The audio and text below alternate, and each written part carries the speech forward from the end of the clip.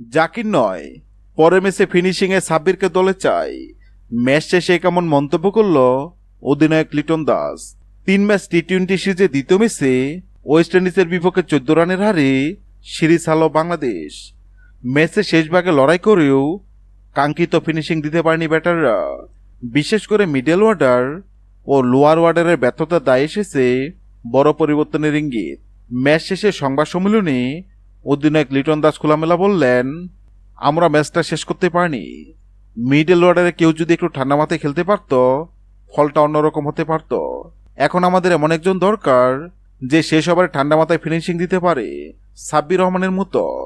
লিটনের এমন মন্তব্য ইঙ্গিত স্পষ্ট, পরের ম্যাচে সাব্বির রহমানকে দলে দেখা যেতে পারে।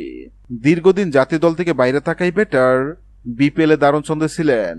তার অভিজ্ঞতা আক্রমণাত্মক ব্যাটিংয়ে এখন টাইগারদের সবচেয়ে বড় চাহিদা। অন্যদিকে জাকির আলী অনিক আবারও ব্যর্থ হয়েছেন ব্যাট হাতে। দ্বিতীয় ম্যাচে 18 বলে 17 রানের ইনিংস খেলে যখন দলের প্রয়োজন ছিল দ্রুত রান, তখন তার ব্যাট থেকে আসেনি প্রয়োজনীয় শট। ফলে টিম ম্যানেজমেন্ট পরের ম্যাচে ফিনিশিংয়ের জায়গায় পরিবর্তন আনতে পারে।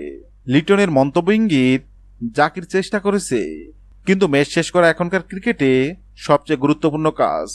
সাব্বিরের অভিজ্ঞতা ও পাওয়ার হিটিং আমাদের কাজে লাগবে। বাংলাদেশ টিম ম্যানেজমেন্টও লিটনের সঙ্গে একমত। জানা গেছে সিরিজের শেষ ম্যাচে সাব্বির রহমানকে দলে নেওয়ার বিষয়টি গুরুত্বের সঙ্গে বিবেচনা করেছে নির্বাচকরা। সব মিলে সিরিজের শেষ ম্যাচটি বাংলাদেশের জন্য শুধু সম্মান বাঁচানোর নয়, বরং হতে পারে সাব্বির রহমানের প্রত্যাবর্তনের ম্যাচ। হ্যাঁ দর্শক, আপনারা কি তৃতীয় টি-20 ম্যাচে সাব্বিরকে দেখতে চান? অবশ্যই কমেন্ট করে জানাবেন। ভিডিওটি ভালো লাগলে লাইক দিবেন এবং সাবস্ক্রাইব আমাদের চ্যানেলের সঙ্গে থাকবেন। ভিডিওটি দেখার জন্য আপনাকে অসংখ্য ধন্যবাদ।